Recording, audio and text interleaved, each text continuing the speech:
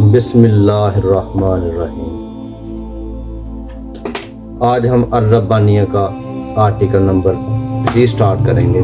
Article number 3 جس کا عنوان ہے محمد رسول اللہ صلی اللہ علیہ وآلہ وسلم۔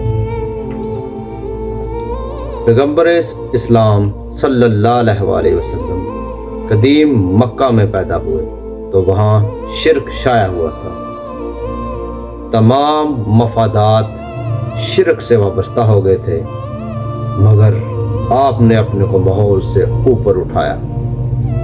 حالات سے موافقت کرنے کے بجائے آپ نے اپنے کو تراش حق کی راہ میں لگا دیا۔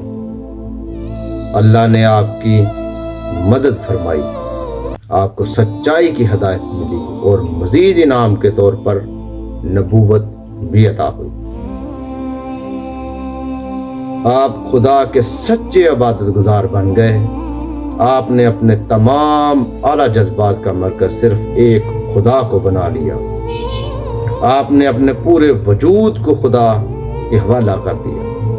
نہ صرف دن میں بلکہ راتوں میں بھی آپ خدا کی عبادت کرتے۔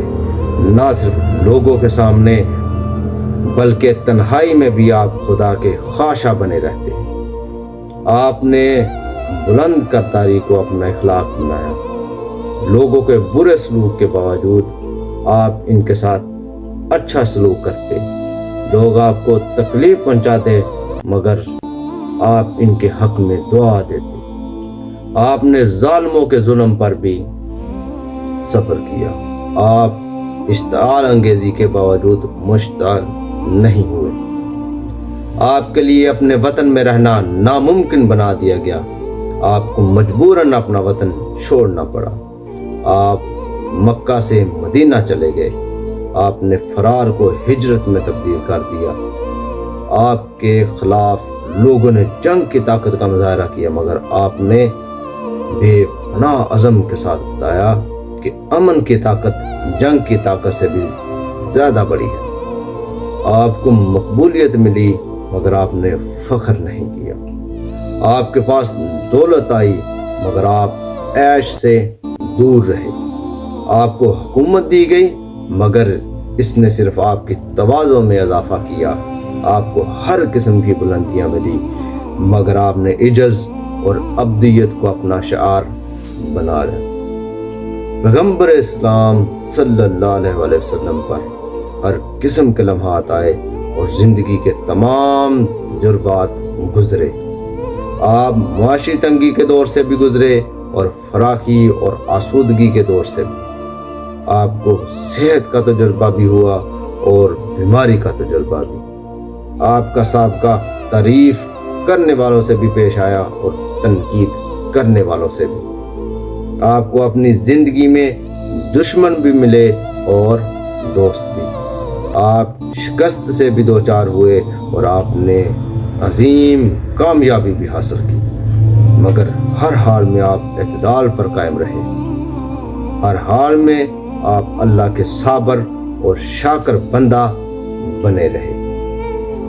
ہمارا آرٹیکل اختتام کو پہنچ چکا ہے، لیکن ہر بار کی طرح اس کا بھی خلاصہ ہم بیان کریں گے۔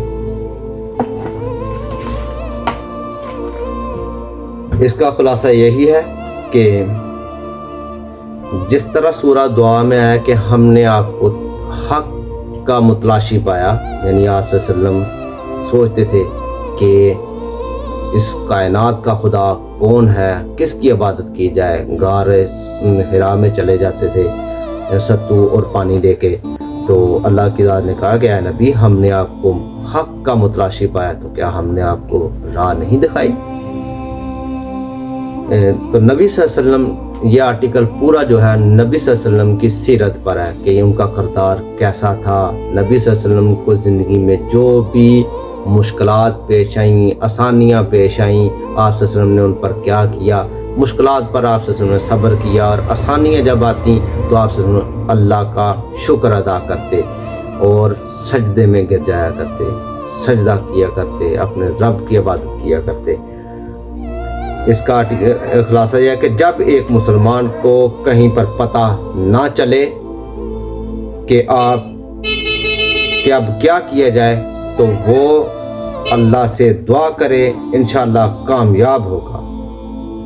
یہ آرٹیکل نبی صلی اللہ علیہ وسلم کی سیرت اعلیٰ پر لکھا گیا۔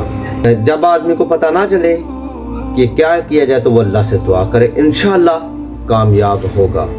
یہ آرٹیکل نبی صلی اللہ علیہ وسلم کی سیرت اعلیٰ پہ لکھا گیا ہے، جس کو قرآن نے ان الفاظ میں بیان کیا کہ ہم نے آپ کو اخلاق عالیہ پر فائز کیا۔ آپ نے زندگی میں ہر جگہ اعتدال سے کام لیا۔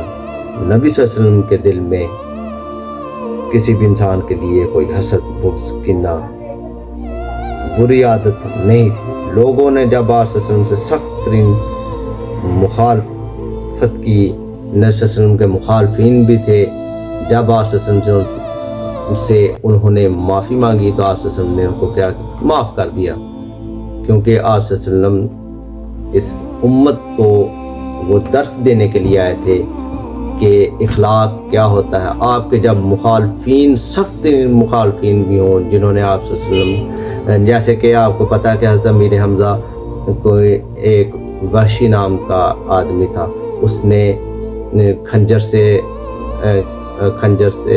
وحشی سے آپ کو شہید کر دیا تھا، تو ہندا نے کلیجہ ان کا چبایا تھا، لیکن نبی صلی اللہ علیہ وسلم سے جب انہوں نے معافی مانگی تو آپ صلی اللہ علیہ وسلم نے ان کو معاف کر دیا۔ یعنی نبی صلی اللہ علیہ وسلم اخلاق عالیہ کے اعلیٰ ترین رتبے پر فائز تھے اور انسانیت کو وہی درس دینے آئے تھے۔ تو یہ اس کا خلاصہ تھا۔ تب تک کہ اللہ حافظ، کل انشاءاللہ آپ کو نئے آرٹیکل کے ساتھ ملیں گے۔ اللہ حافظ۔